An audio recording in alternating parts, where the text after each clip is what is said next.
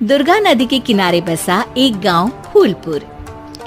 गांव में कुछ 100-150 लोग रहते थे। अंजलि, जो कि पास ही के जिले में रहती थी और 12वीं पास कर चुकी थी, उसके पिताजी ने बेटी को जल्दी विदा करने के लिए उसकी शादी फूलपुर गांव के मुकेश से करवा दी थी। मुकेश कभी स्कूल नहीं गया था और इस कारण वो पढ़ा लिखा नहीं था और बाकी गांव वालों की हालत भी मुकेश जैसी ही थी। मुकेश के घर में उसके माता पिता भी रहते थे। सासू माँ, मैं बाहर मंदिर तक जा रही हूँ, आधे घंटे में आ जाऊंगी।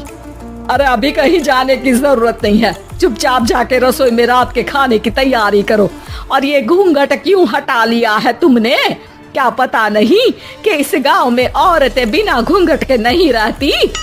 रात में अंजलि छत पर जाकर अपनी मम्मी से बात कर रही होती है।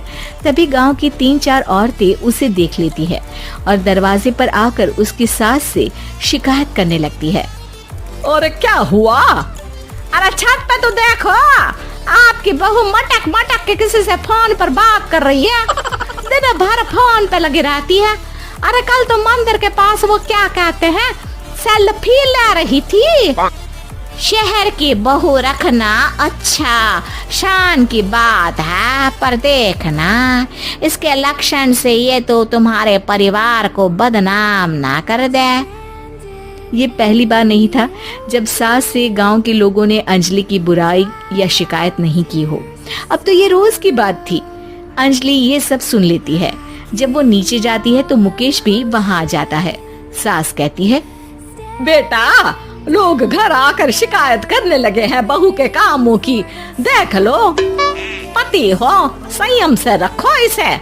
माँ जी, मैं तो अपनी माँ से बात कर रही थी क्योंकि यहाँ कोई बात करने लायक ही नहीं है और अब मैं माँ के पास ही रहूंगी। वहाँ क्या रहना, वहाँ बाहर के लोग तो ठीक है पर घर के लोग भी इज्जत ना दे सके। अरे नहीं नहीं अंजलि, ऐसा नहीं है, धीरे धीरे सब ठीक हो जाएगा, तुम फिक्र ना करो। अरे बस कुछ बोलना ही नहीं है, सर पे चढ़ा रखा है बहू को। सास मुकेश की नरम बात सुन के वहाँ से मुंह चढ़ाकर चली जाती है। मैं तो कहती हूँ हम दोनों शहर चले जाते हैं। मैं पढ़ी लिखी हूँ, मुझे वहाँ नौकरी भी मिल जाएगी और थोड़े दिनों में आप भी वहाँ कुछ काम ढूंढ लेना। अरे नहीं नहीं अंजलि, हम यहाँ ना गांव का खेत, माँ पिताजी को छोड़कर शहर नहीं जा सकते। माँ पिताजी को कैसा लगेगा और गांव वाले क्या सोचेंगे? ये कहकर मुकेश सोने चला जाता है और अंजलि की गांव वालों द्वारा बुराई का सिलसिला बहुत दिनों तक चलता ही रहता है। लेकिन अंजलि गुस्सा ना दिखाते हुए समझदारी से काम लेती है। बारिश का मौसम चालू हो जाता है। जोरदार बारिश से पूरे गांव में हाहाकार मच जाता है। दुर्गा नदी में बाढ़ आ जाती है और बाढ़ का पानी पूरे गांव की फसल तबाह कर देता है। फसल की ये हालत देखकर गांव वाले निराश हो जाते हैं और बात तो यहाँ तक पहुँच जाती है कि कुछ लोग तो अंजलि को इस सब का दोषी ठहरा देते हैं। अरे पूरी फसल तबाह हो गई, पता नहीं किसकी नजर लग गई है। अरे जब से चौधरी परिवार में ये शहर की बहू आई है ना, तब से ही गांव की शांति चली गई है। इसके कर्म कांड से माँ दुर्गा नदी भी खुश नहीं है। ये सब सुनकर बेचारी अंजलि रोते हुए अपने घर चली जाती है।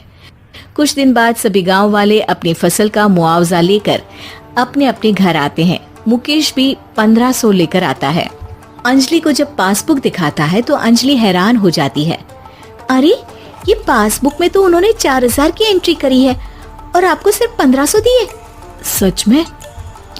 अरे वो सरकारी अफसर आपको बेवकूफ बना रहे हैं। सरकार की तरफ से हमें 4000 मिले हैं, लेकिन बाकी का सारा पैसा खुद ही खा रहे हैं। आप लोग के अनपढ़ होने का फायदा उठा रहे हैं। ये सब सुनकर मुकेश परेशान हो जाता है, लेकिन अंजलि उसे हिम्मत से काम लेने को कहती है और सुबह होते ही मुकेश को पंचायत कार्यालय ले जाती है और साथ में गांव के और लोगों को भी। आप सरकारी बाबू क्या गांव के लोगों को बेवकूफ समझते हैं? आपको क्या लगता है ये पढ़े लिखे नहीं है तो आप कुछ भी मनमानी करेंगे? ये बेचारे दिन रात इतनी मेहनत करते हैं, ये हमारे अन्नदाता हैं और आप इनके साथ ऐसा धोखा करते हैं। अरे क्या बके जा रही है ये लड़की, किस धोखे की बात कर रही है? अपने कांड करके नदी माँ को नाराज करके हमारा नुकसान करके इसे चैन नहीं मिला क्या? सरपंच जी, इन सरकारी बाबू ने मुझे बेवकूफ बनाया है और मेरे हिस्से के पैसे खुद चट कर गए। बस ये सुनते ही सरपंच वहाँ से दुम दबाकर भाग जाता है। पता चलता है कि जनपद अधिकारियों ने गांव के सरपंच के साथ मिलकर सबके साथ धोखा किया है। सब लोगों का विरोध शुरू हो जाता है और आखिर में अधिकारी सब गांव वालों के हिस्सों के बचे हुए पैसे उन्हें लौटा देते हैं और कई दिन तक सरपंच गांव में लौटता ही नहीं। अंजलि, तुम नहीं होती तो हम गांव वालों को तो पता ही नहीं चलता कि ये हमें हर बार बेवकूफ बनाते हैं। हाँ हाँ अंजलि बेटी, हमें माफ कर दो। हम सब तुम्हें बुरा भला कहते रहे, लेकिन तुमने ही आज हमें बेवकूफ बनाने से बचाया है। हमें तुम पर गर्व है बेटी। अब समझ आया कि सरपंच तुमसे नहीं, तुम्हारे पढ़े लिखे होने से नफरत करता था। क्यों ना इस बार हम अंजलि को ही सरपंच पद के लिए चुन ले? क्या कहते हो गांव वालों? पढ़ी लिखी सरपंच। बस पूरा गांव अंजलि के लिए ताली बजाता है और अंजलि की सास उसे खुशी से गले लगा लेती है।